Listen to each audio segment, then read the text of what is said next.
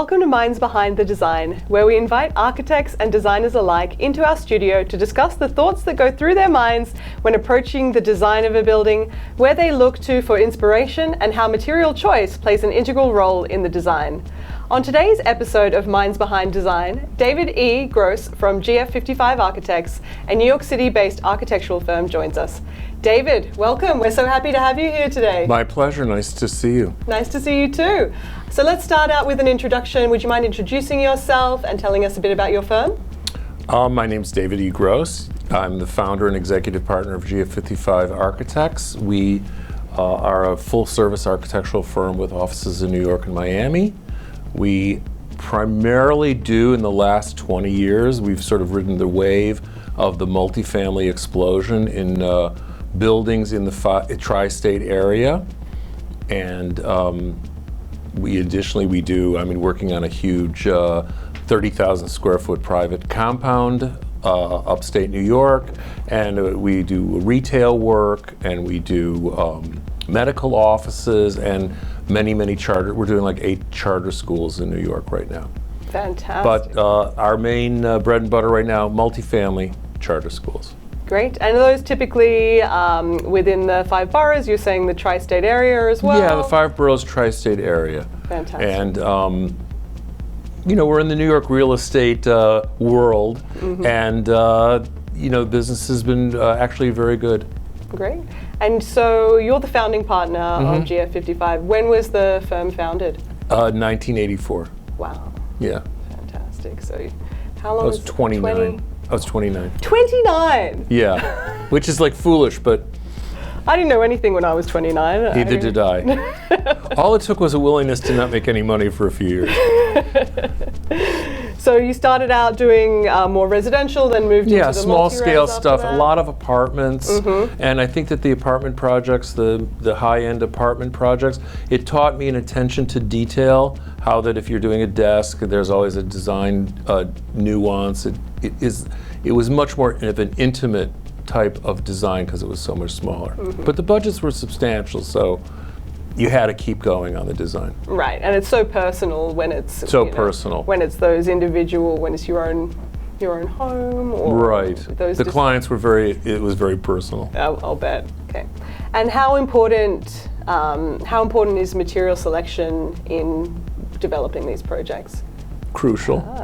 Right. I knew we were going to get to it. No, we'll get there. Yeah, we get there. No, obviously material selection is crucial. There's always the budget, there's always the schedule, right, and there's always the program. And I've never worked on a job where there was an unlimited budget that we didn't exceed. We're always looking for something that has a large design impact with a minimal effort or a minimal material. We don't have to use the most deluxe material to make it a fantastic aesthetic. Sometimes humble materials in interesting ways are more interesting at the end. Right. And a great example of a humble material is the brick. We've got some around us right now. We've got the glazed bricks on the wall, but from the sort of red clay, you can do so much with a brick. Tell us a little bit about how you approach brick in your designs. Well, so much of New York is made out of brick, in particularly buff brick. Yeah. I went to school in Philly, so everything was red brick, and in Boston, everything is red brick.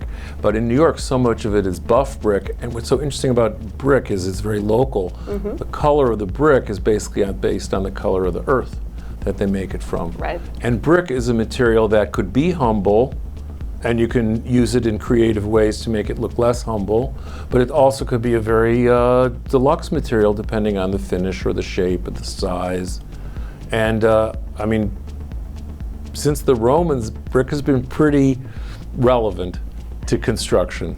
Right. And it remains relevant. Yeah, it's got to be one of the oldest professions out there, brick making, and trying to find new ways to do it differently all the time. But it is, it does have that timeless quality. One thing about brick that I particularly like is that it represents the craftsmanship of brick represents the size of a person's hand. So it's not like a panel that you order in the shop, although you could, obviously we do brick panels. Right, We do that, thin brick panels. We do that too.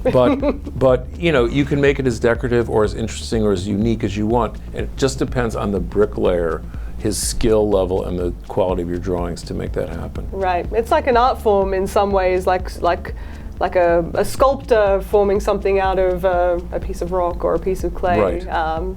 Some of these bricklayers, what they can create, patterns and openings and different curves and folds in a facade. I always love seeing that. So you mentioned that New York, you see a lot of the buff-colored brick. When you're selecting a brick product for your projects, are you looking to complement that buff color that you see throughout the city, or do you like to contrast that with something? You know, some projects, depending on the construction, architecture, design, building is a very social art. Right. It's not simply the architect and the client. It's the community board, it's the budget, it's the laws, it's the environmental regulations, it's the architectural review board, it's the local street, whatever. So sometimes we're mandated to use a brick that matches the adjacent area. Right. Sometimes we have to do context. And sometimes we want to contrast from the context, and we do a different color to make it stand out in a different way. Great. So that's how we select it. Great. So I remember you saying you have brick in your own home that was featured in Architectural Digest. Can you tell us a bit more about your home? And that's one of those personal projects that where it does really matter what you put in. Well, I live in the original part of the house was built in 1955, and it was done by a famous Bauhaus architect, and it's relatively small and done in a very obviously modern way with a lot of blank walls. And when I bought the house, it was painted a buff color, sort of a beige. And then when I did an addition to it, I scraped off the paint, and I saw that actually the original brick was a red brick, a common brick, the most common, basic, cheap brick, because the house was built for a photographer who obviously didn't have that much of a budget. And what's interesting about it is the brick, when you look at it from a distance, it seems very abstract and super stark and super modern, but actually when you go up to it, it's a handmade brick that's very irregular. And that's an example of where the material itself is very irregular and traditional and crafty, but it was used in a very abstract way. So when I did my addition to it, I repainted the whole house pretty bright white, stark white, and I used that same common brick, and you really don't sense the texture of it until you're close to it, which I thought was pretty interesting because it gives it two scales, the one from the distance and the one from when you're up close. We always say you have to approach a brick building from 20 feet, look at it from there, then from 12 feet, look at it from there, and then 2 feet, and then you really see the fine details, the texture, the little subtle variations in it. That's you don't always read that from a distance, and getting those multiple views on your project, which is great. Exactly.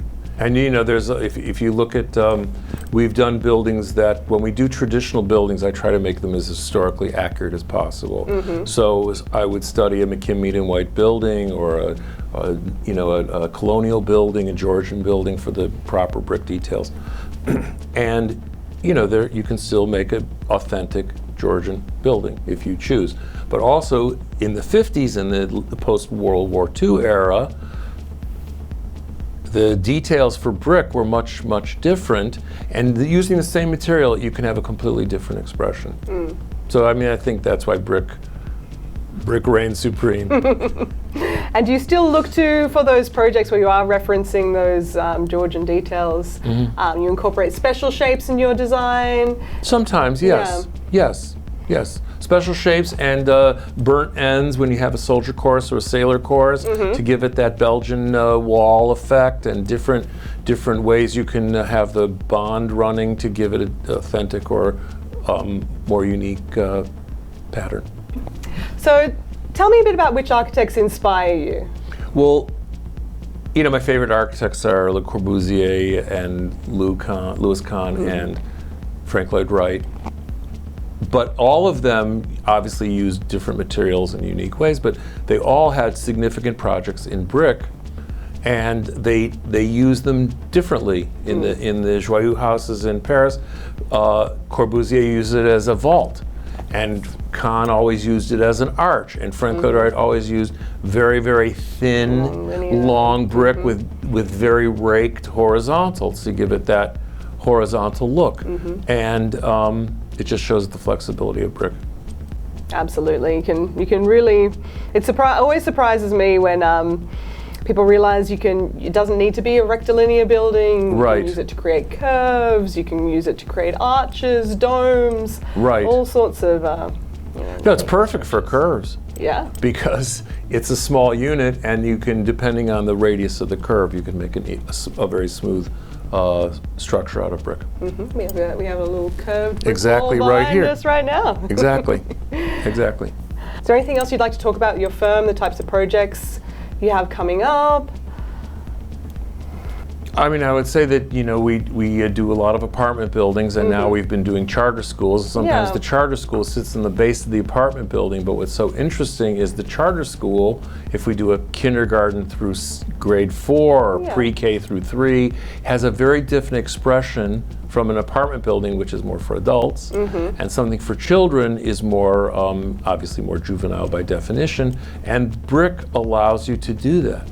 So once again, we can get the source from the same person, and brick is very durable, so the hallways of schools are very often sort of a brick tile. Yeah, low maintenance, nice and easy to clean. Colorful. Yeah, you can use lots of different glazed bricks for signaling, for entryways, anything like that as well. Exactly.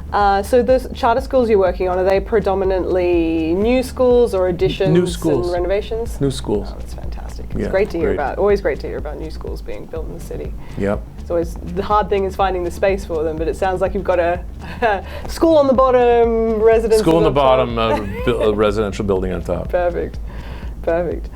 So what do you see as the future trends coming in architecture in New York City? Well, housing remains a tremendous need, and housing at all levels remains a tremendous need.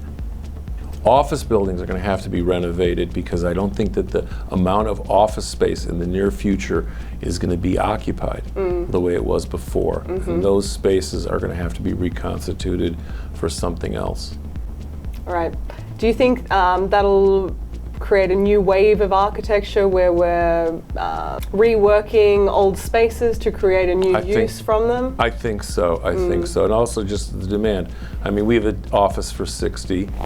And we only have a third of our office come in each day max. So then the question is, do you still need an office for 60 or do you need an office for 20? And I think you need an office for 60 because at some point everybody's going to come back and you want to satisfy the peak, but not everybody feels that way. Some of the larger companies have downsized the number of desks and shifted the responsibility for workspace, professional workspace, onto their workers because they can work from home. Right. And that's a trend. So you've got to create that space in your home where you can, carve out a little bit of home for work. Right. No, that's really, I think, mandatory now in new housing design.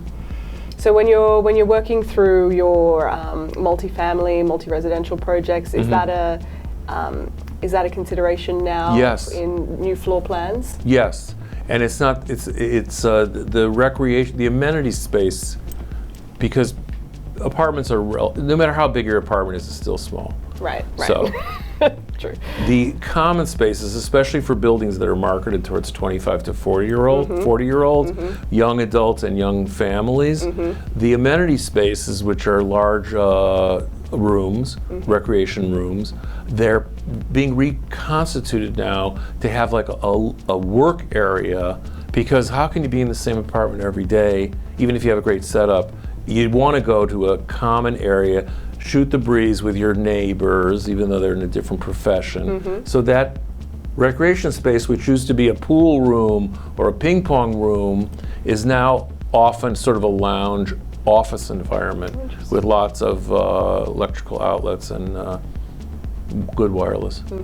So that third space that was, you had your home, you had your office, and you had your third space. Maybe it's the local coffee shop. Right. It's now the amenity floor of your building. Where And it's become like a workspace, yeah. It's becoming. I see it as becoming. Okay. Yes. Interesting. It'll be interesting to see that trend evolve in the coming years. Yep. All right. Okay. Well, thank you so much for coming in, David. It's My been a pleasure pleasure. talking to you with Minds Behind the Design. Thank you very much. Really appreciate your time today. Thank you. And we have your managing partner, Shai, coming back in next quarter to talk about a specific project. Fantastic. I think you'll really enjoy that. Yes. That's a very interesting building that he designed. Yes, we're going to be talking about the Rennie, and we look forward to having him in here in a few months. Thank you so much for coming in again, and we look forward to getting to know you better now that we've moved in down the street. Fantastic. You'll see me often. Thanks, David.